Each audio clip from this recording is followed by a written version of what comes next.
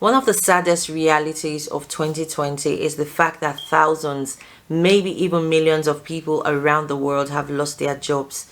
And maybe you're watching this video right now because you have recently lost your job, either directly due to the pandemic, the coronavirus, or because your employers have been able to deal with the economic difficulty that the pandemic has caused and they had to let some people go, and you happen to be in that number. First of all, I want to commiserate with you because I know that financial difficulty is one of the hardest realities or situations to deal with.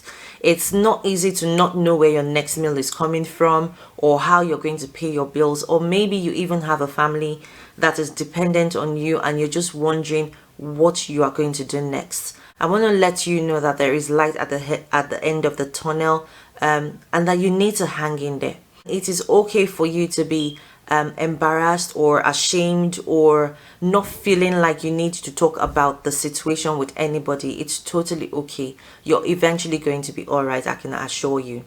What I want to do in this video is give you 5 steps that you need to be taking right now as quickly as possible, just to help you be in the best position that you can be in and to help you start to get an income in, even if your idea is to eventually return back to work when you can. The first thing you want to do if you have recently lost your job is you need to take a hard look at your finances right now.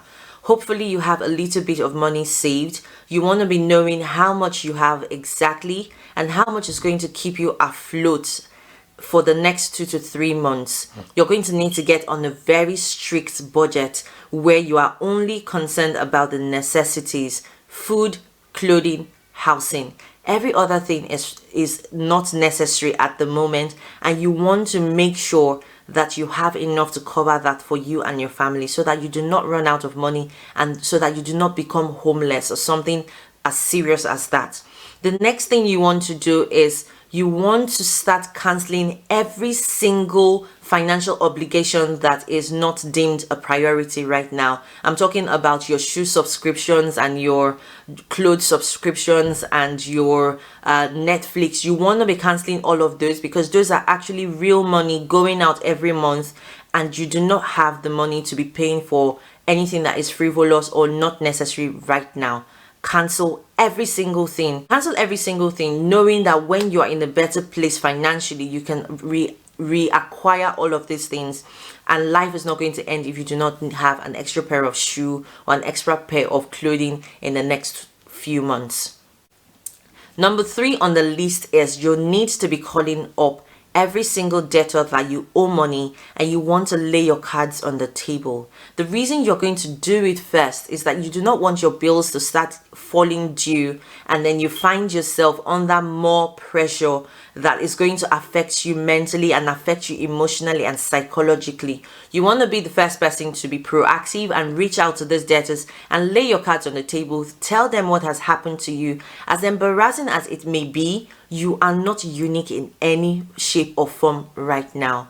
And don't forget, you are actually talking to real human beings on the other end of the telephone who are aware of what is happening in the world, and many times they are actually very willing to help you get back on your feet. So you're going to be asking for a continuance with your bills. You're going to tell them that you need to not pay these bills right now, or not pay this credit card debt right now until you are on your feet. So you're reaching out to your banks, your credit card companies, and anybody that you owe money, and telling them that you're willing to continue paying, but you cannot do that right now, and you will continue. You take up your debt again once you are in a better place financially. Usually, depending on what company it is, they will offer you a 1 month to 3 month gap so that you can actually go about fixing your finances.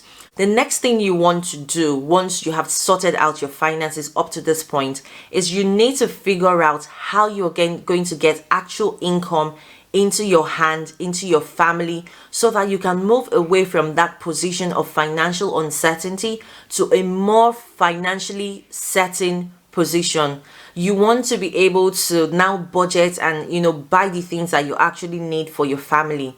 There are 3 options here if you are thinking of how to get income into your hand. The first one is you could potentially start looking for another job. Considering that we're in 2020 and the pandemic is still raging in many areas, likelihood of finding a job might not be as high as when everything has passed and more companies are willing to take on staff.